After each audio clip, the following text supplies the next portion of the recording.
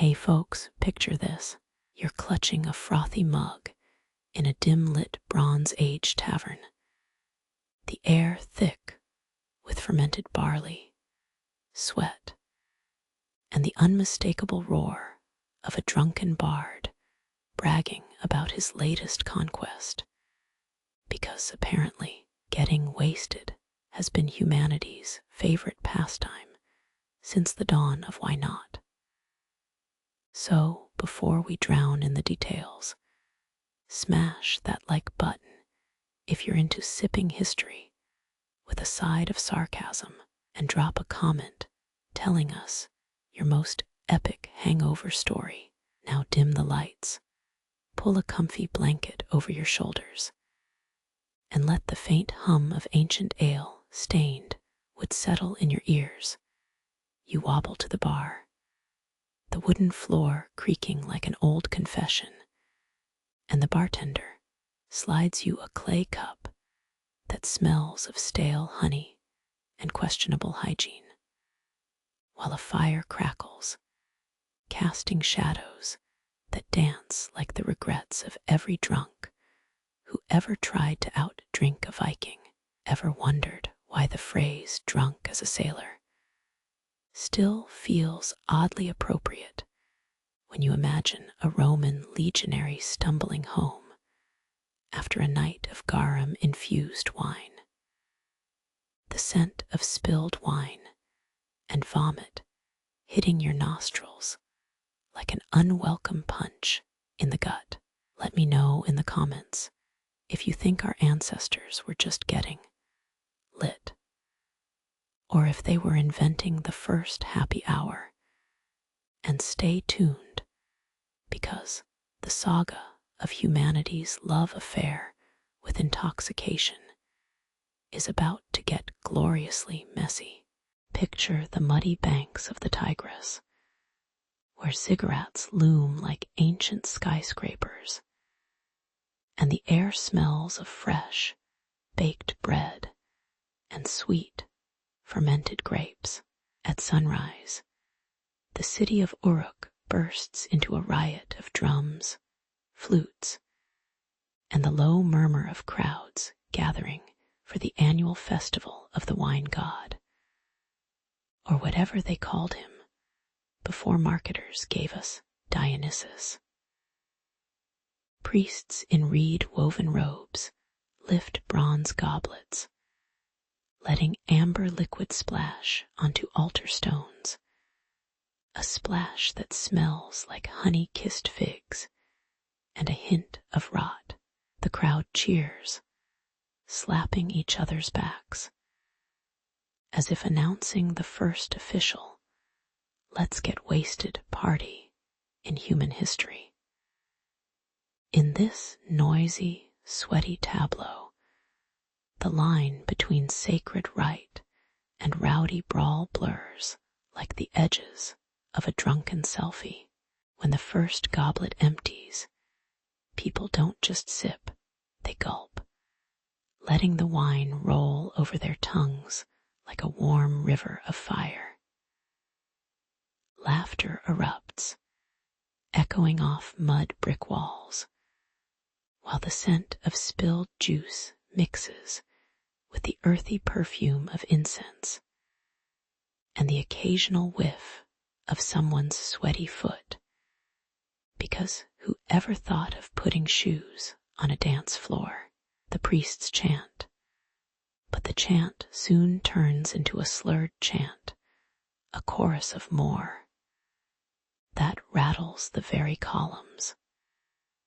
Even the city's stern scribes, usually hunched over clay tablets, can't help but raise a cup, their ink-stained fingers trembling as they ink the night's merrymaking.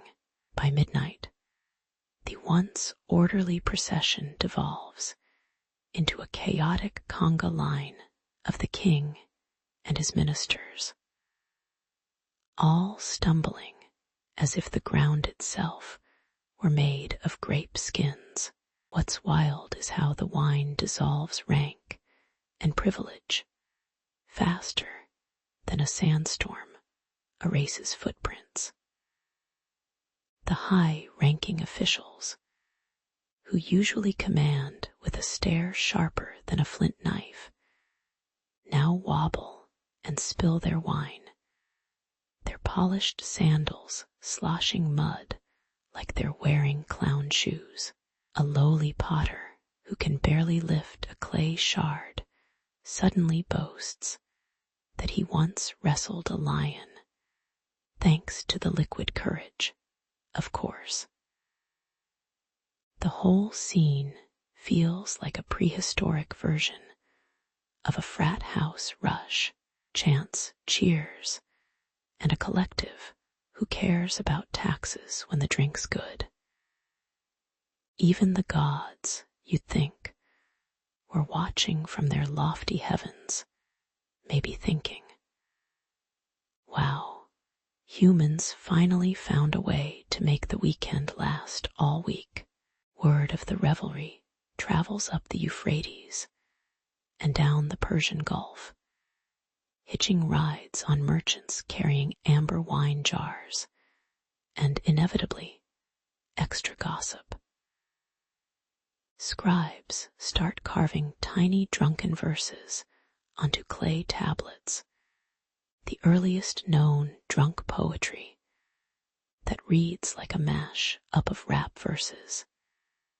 And epic hymns, think Gilgamesh trying to rap about a hangover.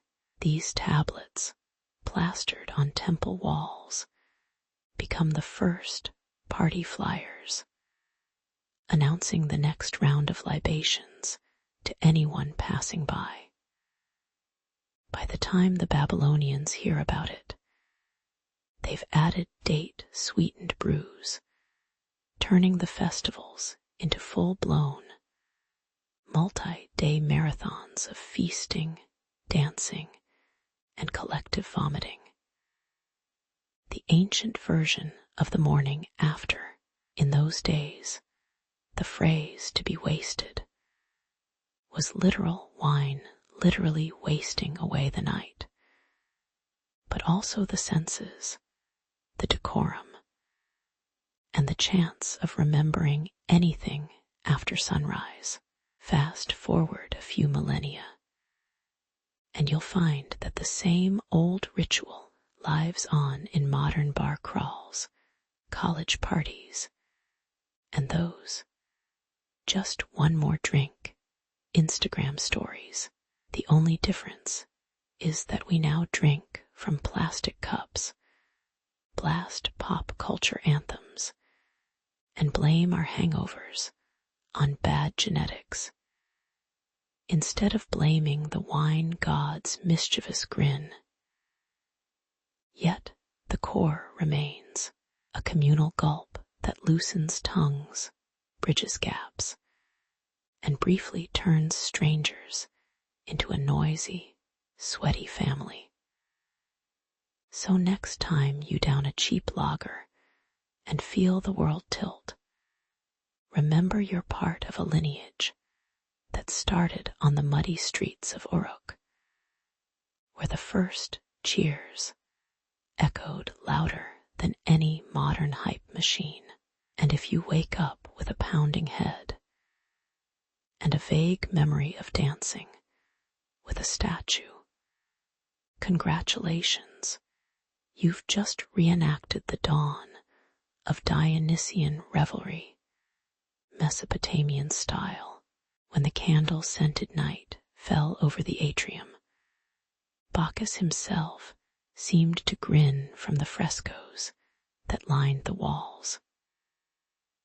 Servants rolled out marble tables, groaning under platters of honey-glazed figs, roasted dormice, and the ever-present amphory of wine that caught the flicker of oil lamps. The clatter of silverware mixed with the low hum of a lyre, while guests donned togas that smelled faintly of sandalwood and spilled wine. In this theatrical setting, drinking wasn't a side act. It was the headliner, a rite that turned a simple meal into a Dionysian performance. The air tasted of grape skins and ambition, a flavor the Romans would soon sip across the empire. The first official toast rose like a foam-capped wave, prosit, echoing through the banquet hall as hands clinked over goblets. But the Romans didn't just pour straight ferment. They stirred in honey, spices, and even seawater to craft mulsum, their version of the ultimate cocktail. Imagine a bartender in a toga, shaking a jar of fermented barley with figs, while the crowd cheered like fans at a modern music festival. The mixture fizzed, releasing a perfume that was half perfume, half hangover, and the guests inhaled it with giddy anticipation. By the third round, even the stoic senators were slurring their Latin like they were reciting the latest rap verses. Purposeful intoxication became an art form, and the phrase "getting wasted" would have fit the Romans perfectly if they'd spoken English. That is, patrons gulped down wine until their cheeks flushed a shade of crimson that would make a Roman matron blush. The floor turned slick with spilled libations, and the sound of laughter grew louder, bordering on the roar of a Colosseum crowd during a gladiator bout. Some nobles tossed back so many cups that they began seeing Bacchus in the ceiling tiles, offering wise counsel about tax reforms that no one remembered the next morning. Yet amid the chaos, a sly grin spread through the room. They were mastering the fine line between celebration and calamity, like binge watching a Netflix series while trying not to fall asleep on the couch. Even in their revelry, the Romans drafted a rule book. Think of it as the ancient equivalent of a drink responsibly poster next to the bar. The censor or paterfamilias would announce the moderation limit, a polite way of saying, "Don't turn the banquet into a dumpster fire." Servers were trained to replace empty cups with fresh ones, and a discreet servant known as the poculator would sprinkle a pinch of pepper on the wine to curb over enthusiasm. If a guest overstepped, they faced a gentle but firm tap on the forehead with a bronze ladle, an elegant version of a modern day "You've had enough, buddy." These unwritten codes kept the festivities from devolving into a full-blown orgy of vomit and broken goblets, preserving the dignity of the host while still letting the wine flow like a river in flood season. Fast forward to today, and you'll find modern parties that echo the Roman banquet, Instagram stories filled with artisanal cocktails, neon lights replacing oil lamps, and the same age-old battle between just one more drink and "I have to get up early." Yet, unlike a Roman senator who could retire to his villa after a night of indulgence, we often wake up with a hangover that feels like a centurion's march across the Rubicon. The irony: After millennia, humanity still raises a glass to Bacchus, shouting cheers, while secretly hoping the morning after won't feel like a plague of locusts. So the next time you hear a clink of glasses, remember you're part of an ancient tradition of purposeful intoxication. Just maybe keep the honey wine away from the dormice. And if you ever feel the urge to declare a toast to the gods, do it with a smile, because even the gods love a good party that doesn't end in a pile of broken amphorae. In the neon-lit bazaars of Baghdad, medieval alchemists whispered to copper stills like secret lovers, coaxing fragrant rosewater into a bubbling cauldron. Their alembics, gleaming brass kettles perched on fire-kissed crucibles, sucked up the sweet vapor and dropped it back down as a clear, potent liquid they called arak, the scent of burning incense mixed with the sharp bite of fermented dates, making the air taste like a punch-drunk poet's dream. These men weren't just chasing gold, they were chasing a fire that could turn water into liquid courage.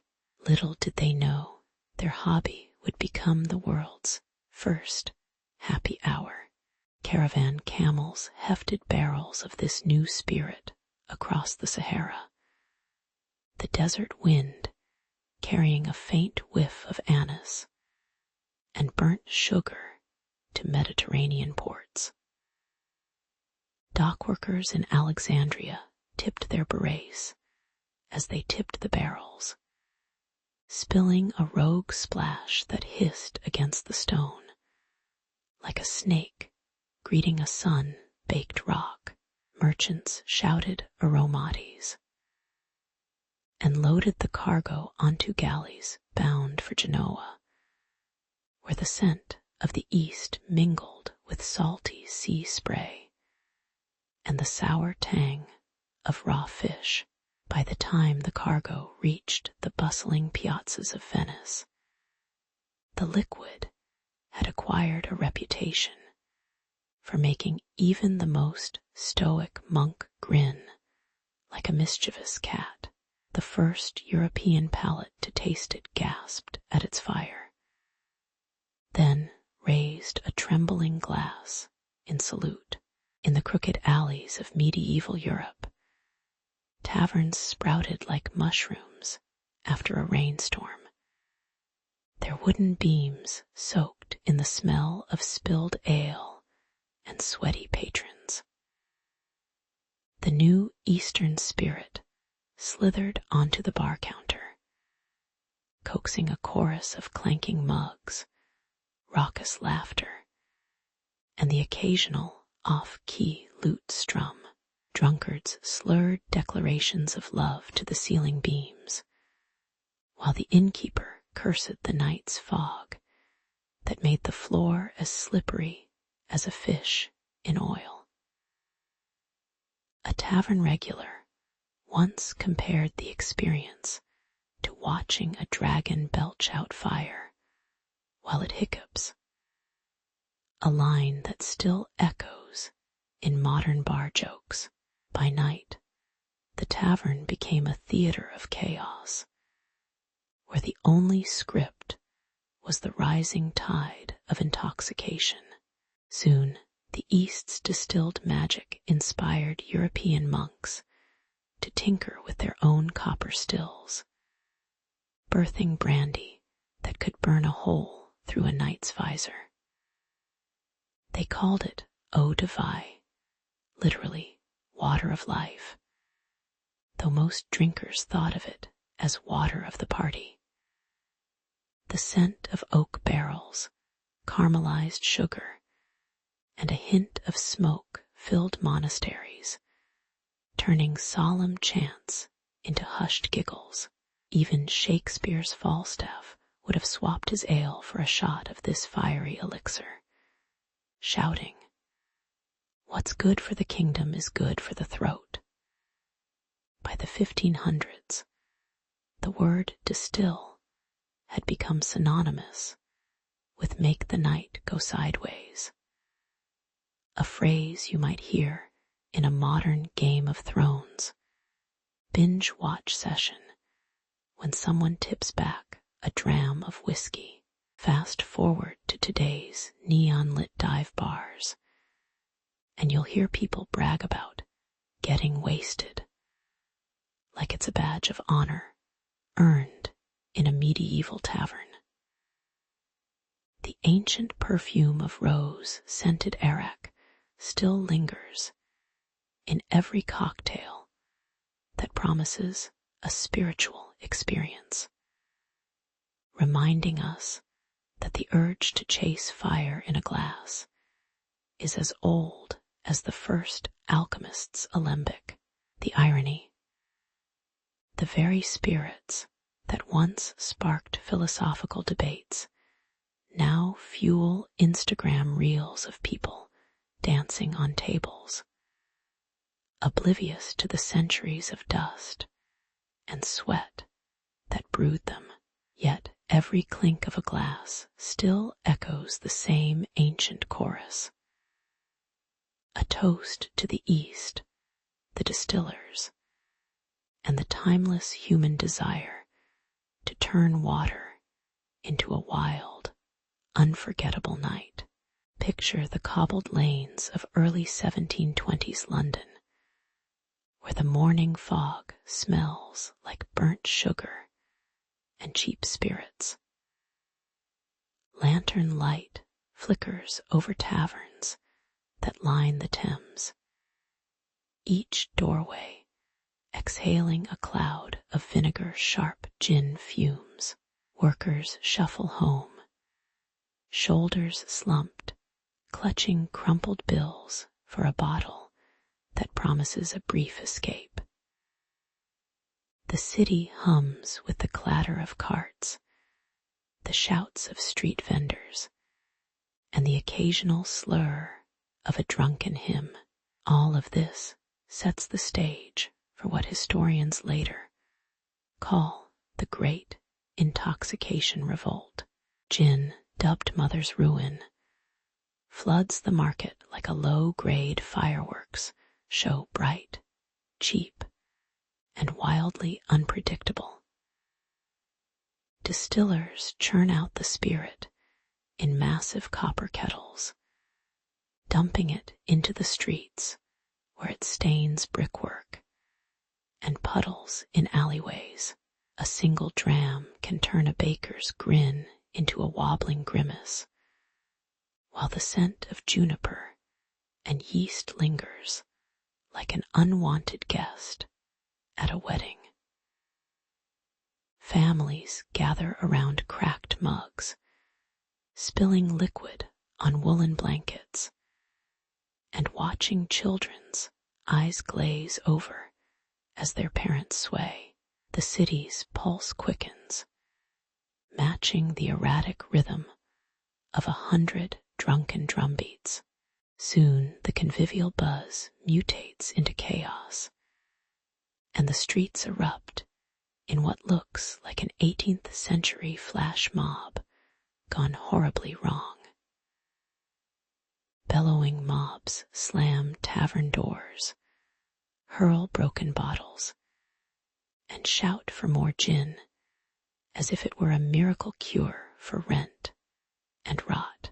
The clamor reaches the ears of aldermen who stare from their oak chambers, eyes stinging from the sour smell of fermenting misery. Riots spill into the night, with soot-covered faces illuminated by the glow of smoldering barrels being set aflame. The city's reputation as a hub of industry crumbles under the weight of its own drunkenness. In response, Parliament drafts the Gin Act of 1736, a law so heavy with taxes it feels like a hangover that lasts a month. Distillers scramble to hide their copper stills behind false walls, while gin hoppers turn into clandestine chemists, mixing illegal brews in back-room basements. The crackdown sparks the first organized temperance clubs, where sober gentlemen gather to sip tea and lecture about virtue like a 17th century TED Talk. Posters appear on walls, warning of the devil's water and urging citizens to cleanse their throats with clean water instead. Though the act barely dents the appetite for spirits, it plants the seed of a movement that eventually whispers through centuries of prohibition debates. Fast forward to today, and you'll hear millennials brag about getting wasted on craft cocktails, as if they've reinvented the wheel of excess. Yet, the ghost of the great intoxication revolt still lingers in every bar that pours cheap gin with a smile, and every law that tries to curb overindulgence. The irony is delicious. Society continues to dance with the devil. Only now the devil wears a designer label and a tick-tock filter. As we raise our glasses, remember that the clamor of 1720s London was the original soundtrack to a rebellion that still echoes in our hangovers. So sip wisely, or you might just become the next chapter in history's never-ending toast. Long before anyone thought of happy hour, ancient shamans tipped over sacred goblets and watched the amber liquid swirl like sunrise in a cauldron. The scent of fermenting barley rose with incense, and participants chanted, stumbling into trance as the gods reportedly hiccuped. These early libations were less about getting wasted and more about wooing spirits, turning a simple drink into a mystic portal. Imagine a stone cave bar where the bartender is a druid, and the only cocktail menu reads Zeus's lightning, a brew so potent it could make a cyclops giggle. Fast forward to the Greek symposium, where philosophers sloshed wine faster than they swapped ideas, slapping their goblets against marble tables with the gusto of a modern Instagram influencer snapping a tick-tock dance. The Romans cranked the party up a notch with bacchanalia, a frenzy of drinking that left the streets smelling of spilled wine, fish sauce, and the occasional questionable footstool. Guests tossed grapes into their mouths like confetti, while the clank of amphorae echoed like a bass drop at a rave. Even the gods seemed to approve. Legend says Dionysus once crashed a Senate meeting, leaving politicians slurring policy proposals into stupor. When the Middle Ages rolled in, monks in dimly lit cellars brewed ale so dark it swallowed the candlelight, and the air tasted of yeast, soot, and unspoken secrets.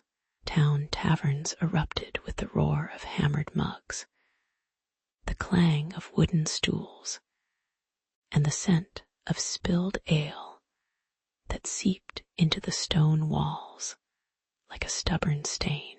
Patrons guzzled small beer to stay warm, their faces flushed from the heat of the hearth and the punchy bite of hops, while the barkeep whispered, "Drink up, lest the lord of the underworld take our tax money."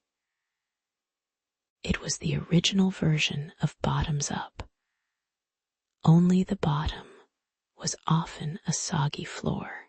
The Industrial Revolution turned drinking into a mass production sport. Factories pumped out gin, whiskey, and cheap whiskey like assembly line fireworks, and the streets filled with soot-covered workers seeking a liquid escape. Temperance activists shouted about moral decay, while speakeasies hid behind false walls, pouring clandestine cocktails that smelled of citrus, bitters, and the sweet thrill of breaking the law. Think Mad Men meets The Great Gatsby with a splash of rebellion. Prohibition in the 1920s forced booze into bathtub gin labs, where the air reeked of homemade corn spirit and desperation, and bootleggers whispered, "SHH, the moon's watching." After the law fell, the world rejoiced with neon signs, foam-topped pints, and the birth of the cocktail as an art form, not just a punch-in-the-face remedy. Today, global alcohol consumption reads like a world tour playlist.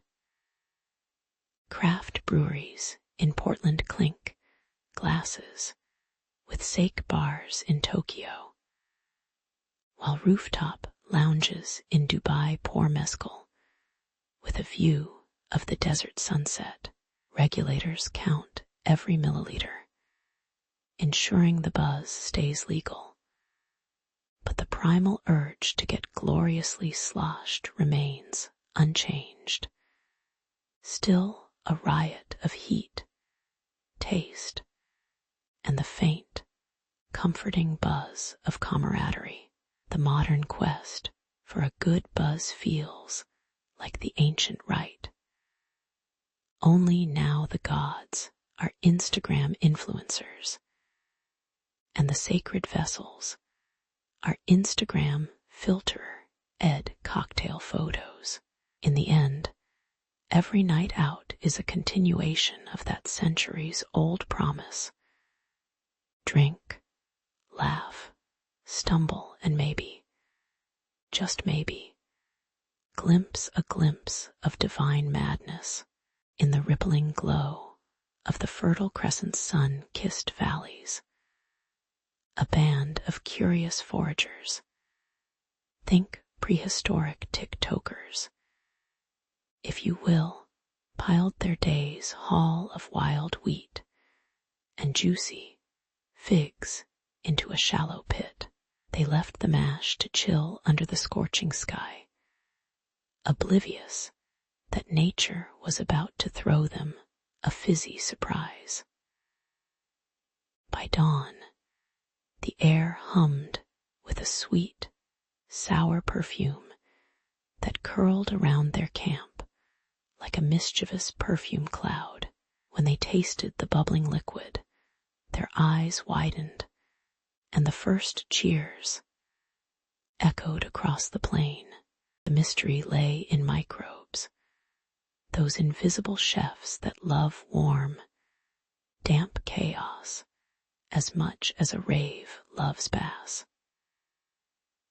As the grain's sugars fermented, they birthed bubbles that tickled the nose, and the tongue, turning bland mash into a caramel-kissed, slightly sour elixir.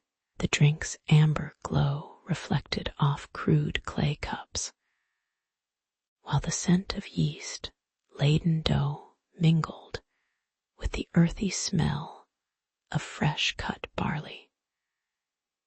Even the oldest hunter-gatherer could feel the subtle buzz prickling his veins, as if the gods themselves had slipped a secret into his belly. Word spread faster than a wildfire. Soon the whole clan gathered around a cracked stone hearth, clutching gourd bowls like medieval Instagram influencers, posing with vintage wine. They sang, they danced, and occasionally one clumsy elder choked on a frothy gulp, sputtering a laugh that sent the younger ones into fits of giggles. The brew turned ordinary chores into a circus. Shepherds swapped sheep for a toast, and women who usually ground grain now swapped their pestles for toasts of the new potion. Ironically, the more they drank, the less they remembered why they'd started brewing in the first place. But the merriment never waned. From those muddy vats rose the first true spirits of camaraderie, a precursor to today's craft beers and whiskey-soaked bar tabs. They dabbed the fermented brew onto animal skins, sealing them like ancient Instagram stories that vanished after 24 hours. But this one lasted for generations. Rituals began. A toasted barley stalk became a totem of fertility, a frothy bowl a symbol of peace, and the occasional spilled drop a bad omen, like spilling coffee on your favorite shirt before a big interview. Yet, despite the solemnity, the people still cracked jokes, comparing the brew's effect to a level-up power-up in a video game. Thus, the humble act of leaving food to rot turned into humanity's first social network, complete with likes, the clink of cups, shares, passing the bowl, and occasional trolls.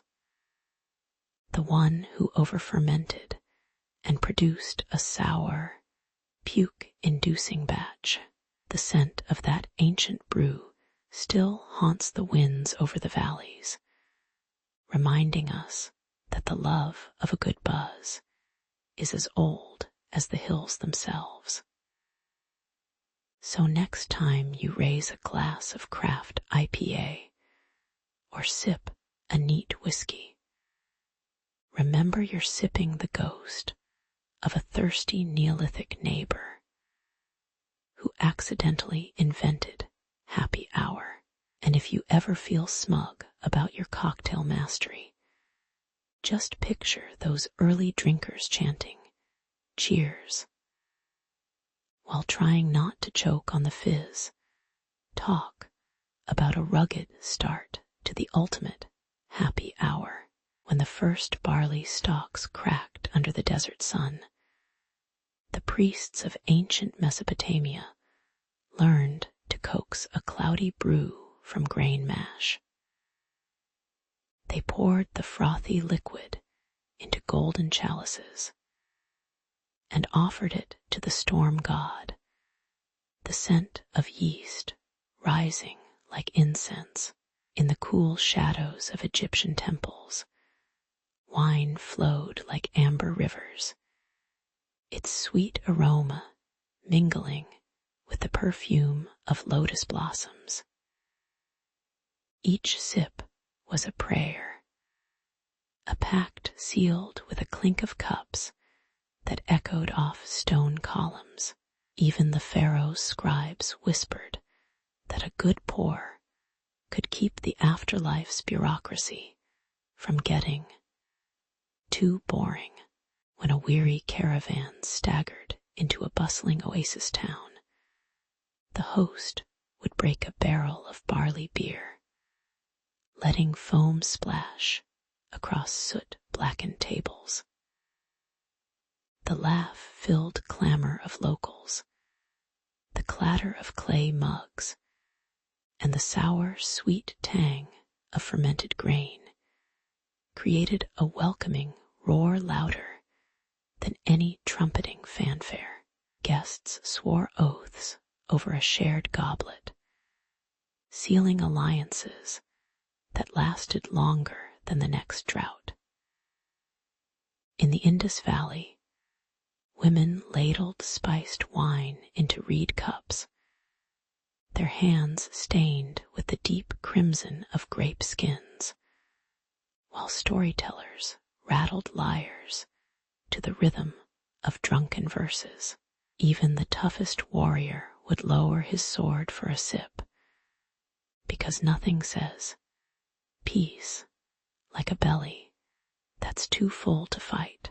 From the banks of the Nile to the banks of the Indus, barrel-laden boats bobbed like tipsy turtles, ferrying barley, grapes, and secret fermentation recipes across sand-scoured rivers. Merchants whispered about a mysterious amber spirit from far-off Sumer, a brew that could make a scribe write love letters in cuneiform after just one swig. Spices rode alongside sacks of malt, their perfume mixing with the sour perfume of fermenting vats, creating a market perfume that could knock a camel's socks off. When a Phoenician trader offered a sealed amphora to a Babylonian priest, the clink of glass was louder than any diplomatic treaty.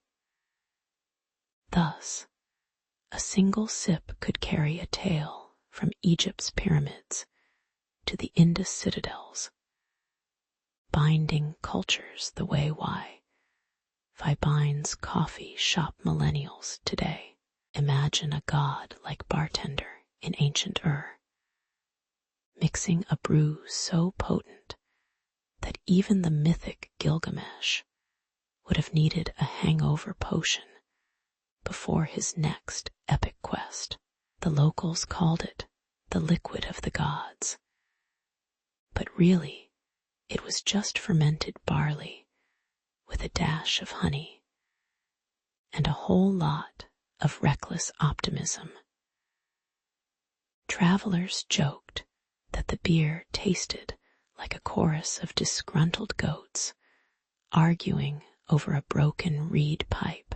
Later, when Roman legions marched east, they carried amphorae of wine like portable party balloons, shouting Veni, Vidi, Vino, as a cheeky nod to the classic Veni, Vidi, Vici. Even today, craft distillers quote that ancient trade routes were the original road trip playlists. Only the soundtrack was the bubbling of fermentation, so the sacred pour became more than a ritual. It turned into a passport stamped in barley and grape skins. Every clink of a cup echoed across dunes, mountains, and rivers, announcing that strangers could become friends over fermented broth. The trade of booze stitched a quilt of flavors that still warms our modern taverns, from Irish pubs to Japanese izakayas.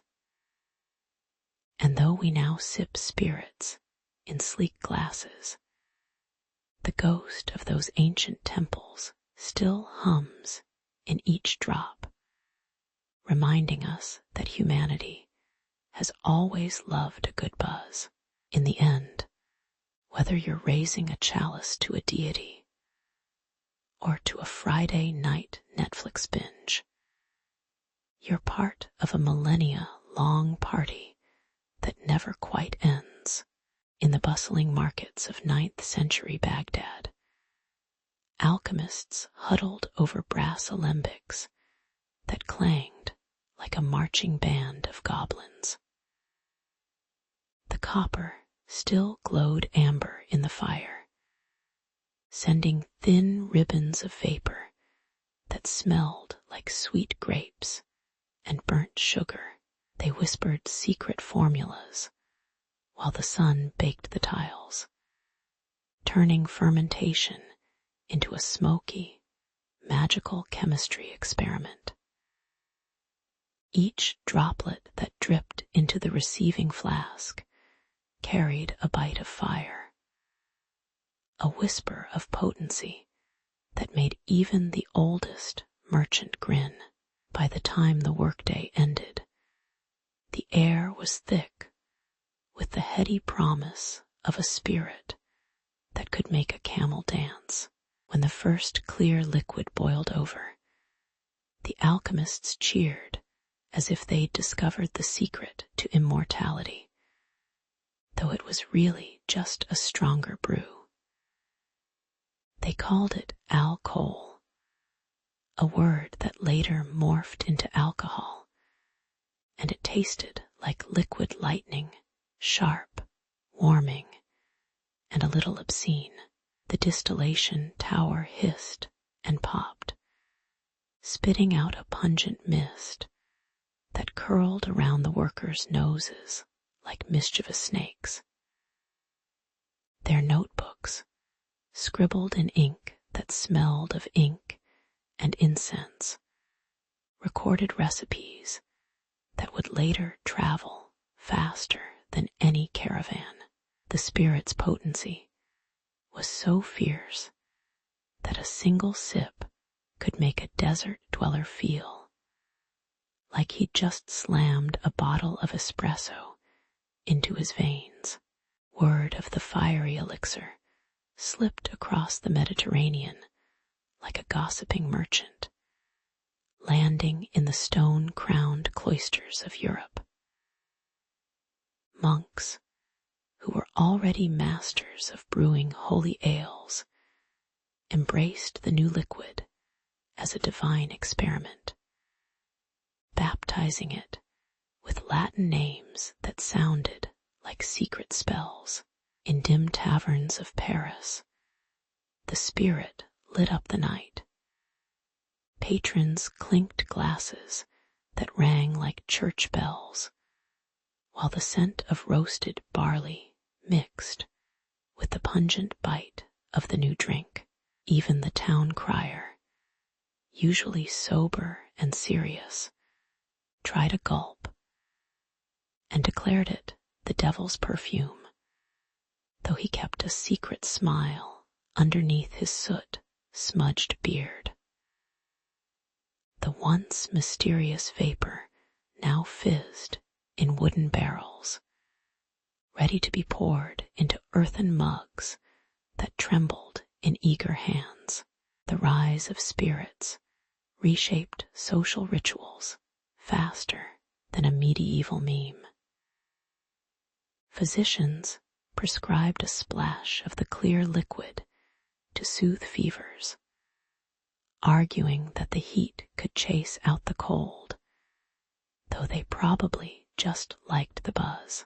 Festive banquets featured a new toast to the fire within, while the air filled with the crackle of burning coals and the clatter of tankards. Ironically, the same monks who once warned against excess now found themselves polishing silver cups for a clientele that loved to get merry. In the back alleys, the smell of spilled spirit mingled with the stink of horse manure, reminding everyone that pleasure and grime often dance together. Centuries later, that medieval alchemical spark ignites modern bottles that sit on sleek bar tops, their labels flashing neon like superhero costumes. The same copper stills still hum in Scottish Highlands, churning whiskey that burns hotter than a dragon's sneeze, while bartenders in New York Toss cocktails that glitter like galaxies, yet the essence remains. A clear, potent liquid that can turn a shy scholar into a karaoke legend or a weary soldier into a poet of the night. When you raise a glass, you're tasting the echo of a 9th century workshop, the laughter of monks, and the clamor of tavern dice rolling on wooden tables. So sip, savor, and remember, every drop carries centuries of fire, folly, and a little bit of alchemical magic. When the first square-rigged carracks sliced through the Atlantic, their hulls swelled with barrels of amber rum, smoky whiskey, and fragrant brandy, each a liquid passport to the unknown. The deckhands swiped their palms across the sticky casks, inhaling sweet molasses and peat as the sun baked the teak, and the gulls shrieked overhead like drunken saxophones. In ports from Porto to Port Royal, these spirits seeped into taverns, filling the air with the sharp bite of fermented sugar and the warm hug of oak. Sailors traded stories over a mug of brandy, their laughter ricocheting off stone walls, while the rum's caramel sting reminded everyone that the ocean itself was fermenting. It was the original global shipping network, except instead of containers, they used wooden barrels that creaked like old pirate jokes. The British Empire, ever fond of a good dram, shipped whiskey to its far-flung colonies, where settlers sipped it straight from tin cups to chase away the chill of icy moors or the desert heat of New South Wales. Meanwhile, French merchants poured velvety brandy into the bustling cafes of Quebec, its aromatic bouquet weaving through the scent of fresh baked baguettes and snow-kissed streets. Pirates, ever the connoisseurs of chaos, slathered their swords in rum, the liquor's fiery kick echoing the crack of cannon fire as they raided sugarcane plantations. In the Caribbean, the smell of fermented cane mingled with salty sea spray, producing a heady perfume that made even the most stoic governor grin like a kid with a secret stash. The world was suddenly a tasting menu, each continent offering a new flavor, and the only rule was drink fast, dance harder. Fast forward to the roaring 1920s, when temperance crusaders, armed with pamphlets and moral certainties, declared war on the very bottles that had once christened empires. Prohibition rolled out like a stiff suit of armor over America, sealing off saloons and turning bootleggers into modern-day Robin Hoods who smuggled moonshine in hollowed-out books. The city's underbelly hummed with jazz, the brass wailing as secretly lit chandeliers flickered over clandestine tables where gin fizzed and rye warmed cracked lips. Behind hidden doors, marked only by a speakeasy's neon SHHH, patrons whispered passwords like flapper and jazz hands, their laughter bubbling up over the clink of clandestine glasses. It was an ironic twist. The The same liquid that once powered exploration now powered rebellion against the law. Inside those speakeasies, the battle for freedom unfolded with the drama of a Hollywood blockbuster, except the heroes wore fedora hats and the villains wore prayer shawls.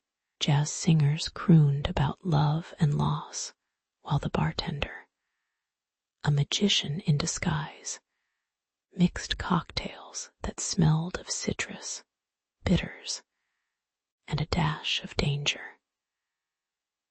Patrons felt the electric buzz of defiance as they raised their glasses, each sip tasting like a tiny victory over the moral police who thought they could bottle up pleasure. The whole scene could have been a scene from The Great Gatsby, with the opulent decadence of the Roaring Twenties colliding with the gritty reality of secret doors and whispered conspiracies. Ironically, the illegal libations made the country more united in its yearning for a simple, honest buzz, proving that you can't legislate the human itch for a good story and a good drink. When the dry spell finally ended, the world emerged with a hungover grin and a newfound respect for the power of a well-aged spirit. Modern distilleries now boast sleek glassware and artisanal labels, yet they still echo the same clamor of wooden barrels rolling across ship decks centuries ago. Today's cocktail culture, with its Instagram-ready neon signs and smoky old fashions, is a tribute to the rebellious souls who once hid bottles behind false walls, reminding us that indulgence and liberty are forever tangled like the vines of a grape-laden trellis. So next time you taste the sweet sting of rum or the smoky whisper of whiskey, remember that each drop carries a saga of exploration, prohibition, and the relentless human urge to sip, savor, and defy. Cheers to the age of exploration and prohibition, two sides of the same daring, delicious coin. Imagine stepping into a tiny warehouse where copper stills hiss like dragons coughing out amber fire. These craft distilleries, fresh born from the spirit-sipping monks of yore, mash barley with the swagger of a rock star bassist slapping his instrument. The air swirls with sweet grain, a hint of burnt oak, and the unmistakable buzz of patrons swapping stories over glasses that glint like tiny suns. Even the floorboards creak in rhythm with the clink-clank of bottles, reminding us that every sip is a rebellious toast to the past. It's as if the ancient fertility rites turned up the volume and invited us all to the after-party. In the lab-like backrooms of these new age alchemists, scientists in lab coats whisk enzymes like DJs mixing beats, coaxing yeast to sing operatic notes of fruit and spice. They measure pH with more precision than a NASA launch, yet still chase the same wild gooseberry aroma that made our ancestors stumble home at dusk. The aroma of fermenting grapes can hit you like a punch of sour candy wrapped in a barnyard, while a dash of smoked rosemary adds a whiff of campfire drama. Ironically, the more data they collect, the more they confess they're just chasing that elusive, just right feeling, like a toddler hunting the perfect cookie crumb. Even the beakers seem to whisper, "We're still figuring it out, buddy, cheers."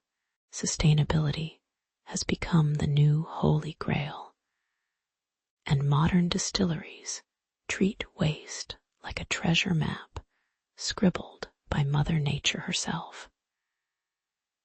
Spent grain finds its way into artisanal bread, giving bakers a grainy kiss of malt that makes toast taste like a sunrise over a forest. The still's condensate, once a soggy mess, is reclaimed as crystal clear water that slides over ice cubes, whispering, "I'm clean enough to drink, but I'll stay on the side." Solar panels glint beside copper kettles, casting shadows that dance like spirits in a Renaissance painting. It's a bit ironic that the most ancient of drinks now wear a green cape, proving even ghosts can get a makeover. Technology has turned the world of spirits into a global cocktail party where TikTok influencers shake up traditions faster than a bartender can flip a shaker.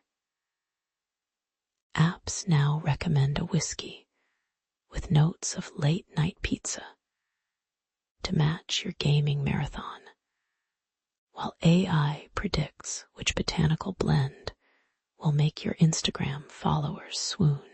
The clatter of glassware mixes with the soft hum of drones delivering mini bottles to rooftops, creating a symphony of the future. Yet, amid this digital frenzy, the nose still catches the raw scent of oak, caramel, and a faint whiff of horse stable nostalgia, proof that no algorithm can fully replicate the feel of a good belly laugh after a sip. It's both a marvel and a parody, as we watch a robotic arm garnish a cocktail with a miniature banana peel, like a sci-fi version of a circus clown. Looking ahead, humanity's love affair with alcohol seems destined for another renaissance, perhaps one where the spirit itself becomes a living, breathing avatar in the metaverse. Imagine tasting a neon glowing gin while floating in zero gravity, your tongue tingling with flavors that mimic sunrise over a Martian desert. The next evolution might even see us brewing emotions, distilling courage into a glass that burns like a phoenix feather when you need to speak on stage. Yet, no matter how wild the future gets, the core remains the same. A shared, messy, intoxicating moment that ties strangers together over a clink of glass. So raise your cup, dear listener, and let the next chapter fizz, roar, and maybe even sing karaoke with a bottle of bourbon in the dust-kissed lowlands of ancient Sumer, the river of life, the Euphrates, snaked through fields of golden barley that swayed like prayer flags in a summer breeze.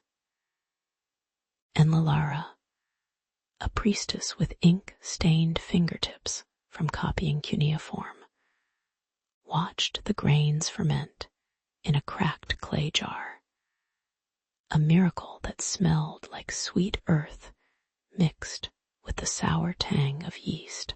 When the first bubbles rose, she heard them like the giggle of a mischievous river sprite, and she swore an oath to the gods that these frothy waves would be their offering.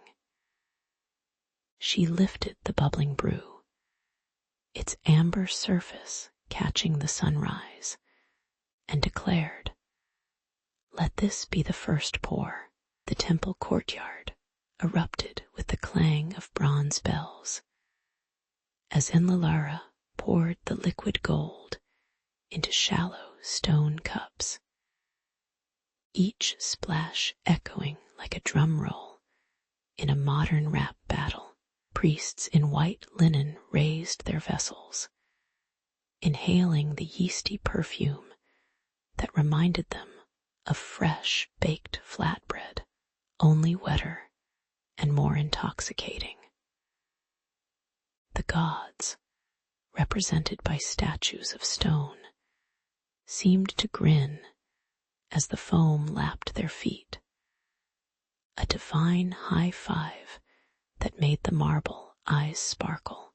The congregation chanted, their voices a low hum that tangled with the hiss of barley fermenting, creating a soundtrack that could rival any movie trailer.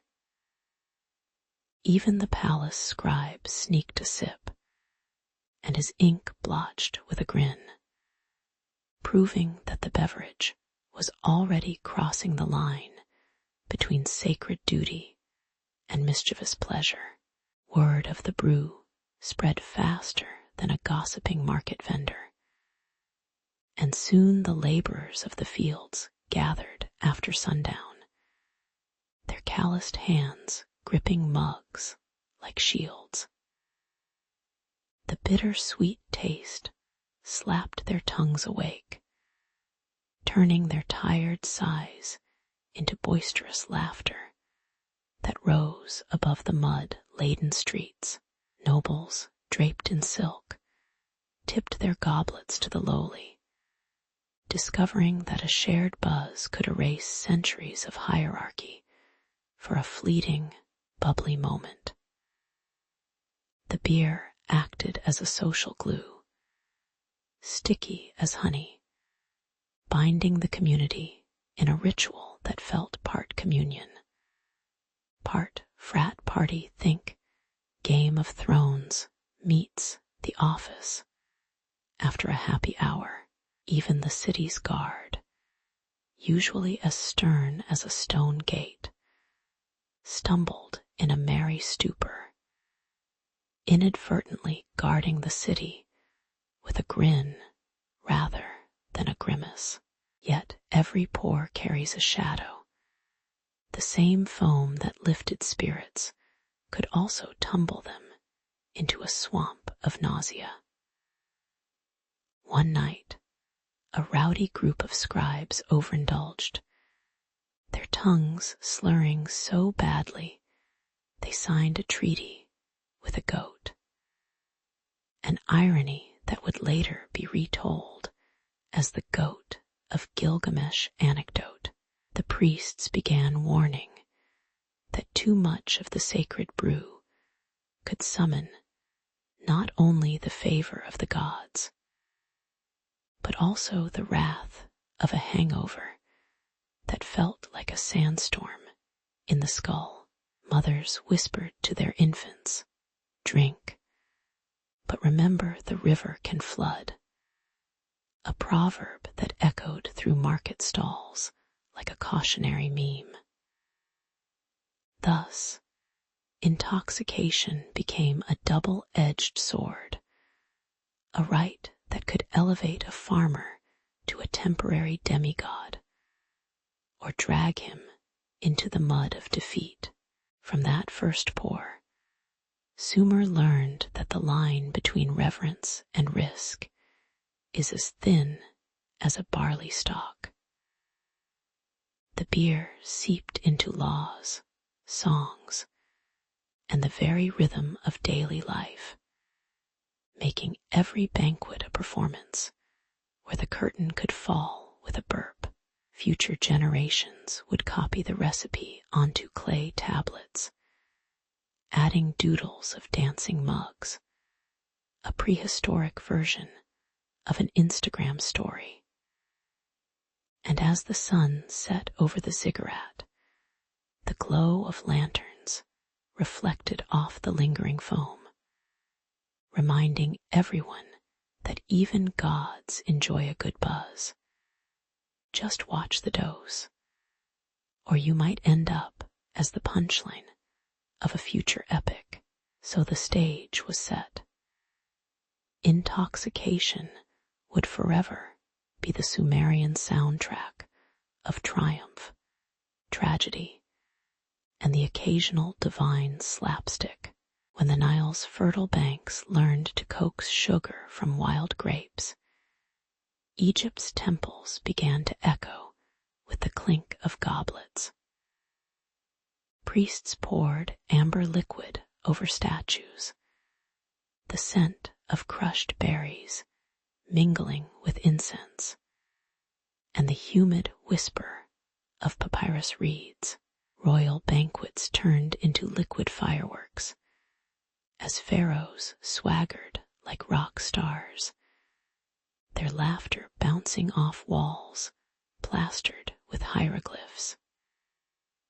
Even the desert air seemed to wobble, scented by fermented figs, and a hint of copper from the bronze goblets. But the more the people drank, the thirstier the vintners became, and soon they were squabbling over who could tap the sweetest water for their vines. Rival winemakers argued over irrigation canals, like medieval landlords fighting over Wi-Fi, each claiming divine right to the Nile's spill. Trade routes along the river turned into a watery version of a traffic jam, with reed boats' bumper crashing like drunken scooters. The disputes fizzed and frothed, a bubbling brew of greed that foamed over into the courts of the palace. Take the saga of the House of Sekhem and the clan of Hatshepsut, two lineages whose rivalry sounded like a season of Game of Thrones. If the dragons were replaced by barrels of wine, they sent their best barges, laden with clay jars, to outrace each other to the bustling market of Thebes, shouting accusations over the slap of oars. When a drought hit, both claimed the same tributary, and the water turned into a bitter, muddy punch that stained their sandals. The resulting skirmish left more broken jars than broken swords, and the river mourned with a sigh of sighing reeds. Political alliances rose and fell with the same heady rhythm as a drunken dance at a royal feast. A vizier who once toasted a victorious campaign with a honeyed libation suddenly found his allies swapped sides after a night of overindulgence, slurring promises like a tipsy gossip column. The pharaoh, smelling the sour aftertaste of betrayal, ordered a new decree. No more stealing water unless you bring a better vintage. A rule that sounded absurd, but tasted like a needed hangover cure. Courtiers learned that a shared cup could seal treaties, yet a spilled drop could dissolve them faster than a Snapchat message. In the end, the Nile's wine did more than lubricate celebrations. It seeped into the very veins of Egyptian power, turning every alliance into a fermenting tension. The scent of grapes lingered in palace corridors long after the bottles were empty, a reminder that ambition, like intoxication, can lift you to the heavens or dump you in the mud. Modern visitors sip the same ancient blend and may think they're just tasting history, but they're actually swallowing the echoes of disputes over canals, the laughter of drunken pharaohs, and the inevitable hangover of empire. So raise your cup, but remember, every toast is a tiny episode of drama, drama, drama, just without the commercial breaks. The marble steps of the Athenian hall glistened under oil lamps as the symposium kicked off, a riot of crimson ribbons and the clink of silver cups. Laughter bounced off the walls like ricocheting stones, while the smell of roasted figs and stale goat cheese mingled with the sharp tang of diluted wine. Men in flowing chitons reclined on cushioned couches, their gazes flickering between the flickering shadows and the foamy surface of the crater. At the head of the room, King Ariston raised his goblet, a thin rim of water-spiked ichor that looked more like a bad cocktail than a royal libation. He swore, half drunk, that no treaty could survive a night without enough wine to drown the Greek's habit of overtalking. Beside him perched a wiry old advisor named Lysander, whose nose, twitching at the wine's diluted bite, gave away his scheming mind. He'd spent years watching the king sip tepid wine like a toddler lapping at a milkshake, and he knew exactly how to turn that harmless habit into political leverage, whispering a plan that sounded like a drunken karaoke lyric. Lysander promised a secret pact that would make Sparta shiver. The trick, he explained, was to pour the wine so thin that the king's senses would slack, letting the advisor plant the terms while the king's brain was busy counting the bubbles. In his mind, the king's love of watered-down vino was the perfect Trojan horse for betrayal. As the night wore on, the crater emptied and refilled, each pour louder than the last, like a drumbeat in a bar fight. The air grew heavy with the sour scent of spilled wine soaking into the marble, a perfume that made even the statues seem to slump. A chorus of philosophers shouted out riddles, while a troupe of musicians hammered lyres, their strings screeching like a cat caught in a wind tunnel. Lysander leaned close, his breath smelling of olives and ambition, and slipped a parchment under the king's lap as the latter slurred a toast to the gods of good buzz. The king, eyes glazed, nodded to the parchment's content, an alliance with the very enemy he'd vowed to outdrink at every banquet. With a sly grin, Lysander sealed the deal, his fingers tracing the ink as if signing a mixtape for the gods of mischief. The secret treaty, scribbled in hurried script, promised shared grain and joint raids, a betrayal so smooth it could be served in a goblet.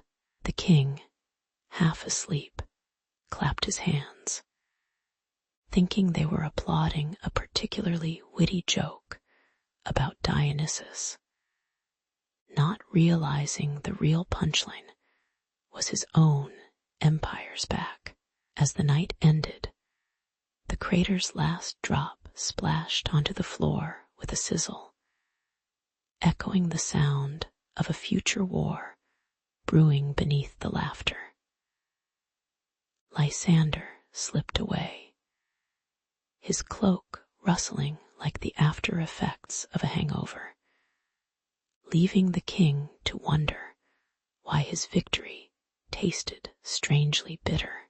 Dawn cracked over the Acropolis, and the kingdom awoke to a messenger bearing news of a surprise attack that matched the night's whispered pact.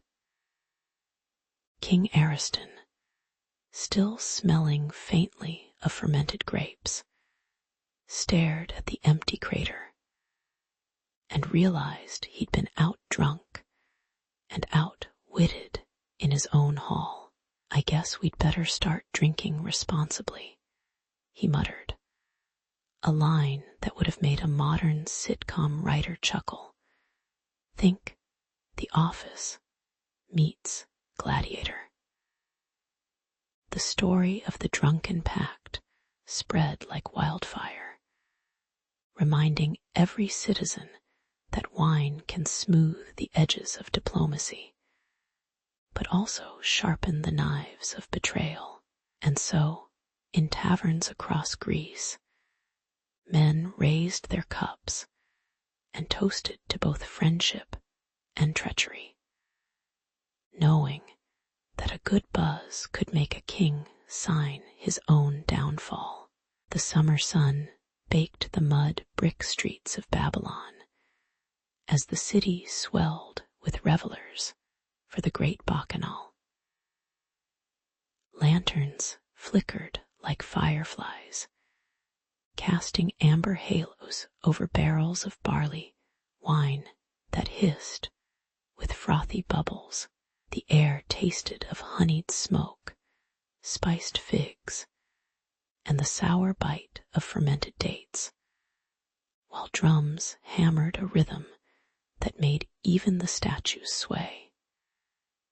Vendors shouted, "Come taste the god's own brew." And the crowd roared louder than a pride of lions, their laughter echoing off the ziggurat. From the shadowy alcoves of the moon-kissed temple, the priesthood of Ninkasi slipped a secret stash of potent pomegranate mead into the mix, daring to outdrink the official festival brew. Their followers gulped with the enthusiasm of a binge-watching marathon, sloshing the dark liquid over their robes and into each other's hair. Soon enough, the crowd's chants morphed into a drunken chorus that sounded suspiciously like an ancient version of a karaoke battle, complete with off-key hymns to the goddess of revelry. The rival priests raised their goblets high, their eyes glittering like neon signs in a retro arcade, daring anyone to challenge their intoxicating supremacy. The combined potency of two divine libations turned the celebration into a swirling vortex of merriment and madness. Stalls toppled as drunk merchants attempted to barter barley for sandalwood, only to end up swapping stories about the afterlife with bewildered goats.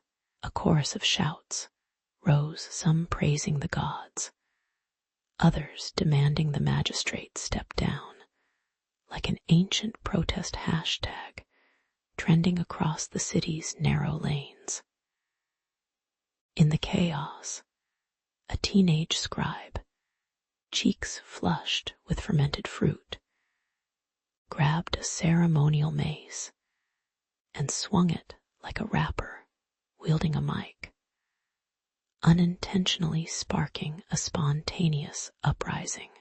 The magistrate, a stern man with a mustache as stiff as a royal decree, tried to restore order, but his commands were drowned by the roar of a crowd that now felt as unstoppable as a runaway chariot. Citizens seized his silver seal, tossed it into a barrel of wine, and proclaimed, "Let the people drink the law." The magistrate's throne toppled, scattering stone tiles like broken records at a DJ's farewell set.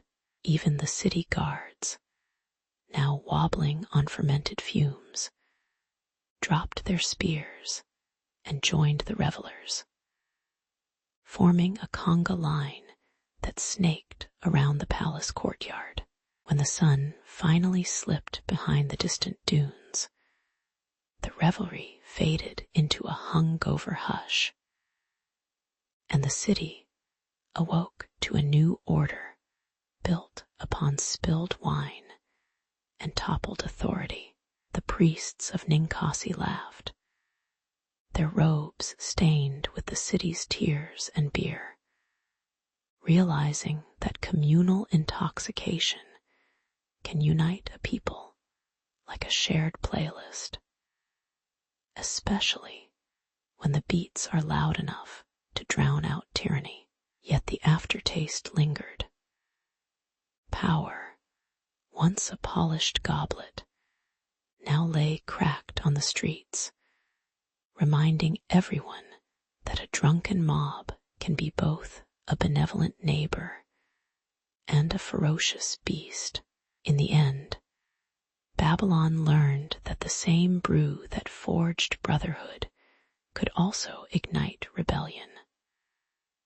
A lesson as timeless as the slogan, "Drink responsibly or don't, but expect consequences." After the great banquet spill that left the palace floor slick with spilt wine and a chorus of groaning servants, the council convened under a veil of incense and sweat. The head scribe hammered a new decree into clay tablets: no more than 3 goblets of barley brew per citizen per day, lest the streets become rivers of regret. Lamps flickered as the magistrates read the law aloud, their voices echoing off stone walls still damp with the night's excess. Citizens grumbled like a chorus of hungover goats, but the clink of metal measuring cups promised a sturdier tomorrow. Soon the city's tavern owners found themselves in a bizarre dance with the law, measuring each pour with the precision of a Roman engineer building an aqueduct. A witty tavern maid put up a sign that read, "Limit 3, or the gods will send you a hangover harder than a Black Sabbath solo." And patrons chuckled while the barkeep checked every flagon with a calibrated ladle. Those caught overindulging faced a penalty that involved a public shower of pomegranate seeds. A messy but oddly poetic reminder that too much juice could turn a hero into a stained statue. The irony was thick enough to taste. The very drink that once lifted the kingdom's spirits now came with a side of municipal modesty. In the high temples, priests swapped their usual libations for a sober rite called the cool breeze offering. where fragrant cedar smoke curled around empty goblets as a promise of restraint. The altar's bronze basin was filled not with wine, but with cool water drawn from the sacred spring, its surface shimmering like a mirror to the gods' own reflection. Chanting monks whispered verses that warned of the drunken titan who toppled his own throne, a cautionary tale that rippled through the marble corridors. Even the most devout priests felt a twinge of irony, for they had once presided over feasts where the smell of roasted lamb and fermented grapes mingled like a culinary love song gone off-key. Around the hearths of bustling market squares, storytellers took up the mantle, their tongues slick with wit, as they recounted the night the king awoke, wearing a goat's crown. Their tales crackled like fresh embers, painting vivid pictures of vomit, stained mosaics, and slurred royal decrees that read like a bad text from a drunken influencer.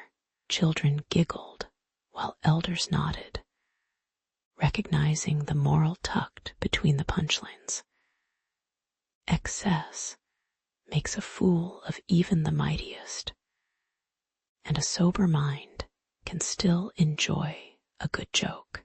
The crowds left with the scent of spiced figs and the lingering echo of a warning that felt as familiar as a meme on a scrolling screen. Thus, the civilization learned to walk the tightrope between divine intoxication and civic order, balancing the cup's allure with the clang of law gavel. The legacy endured like a well-aged barrel. The aroma of barley still rose at festivals, but now it was accompanied by a subtle note of restraint, like a subtle bass line beneath a rock anthem. Modern scholars compare this ancient temperance to today's drink responsibly campaigns, noting the timeless humor in reminding people that even gods have a hangover after too many ambrosia shots. In the end, the sobering dawn did not extinguish the love of drink. It simply taught the people to sip with a smile, not a staggering stumble.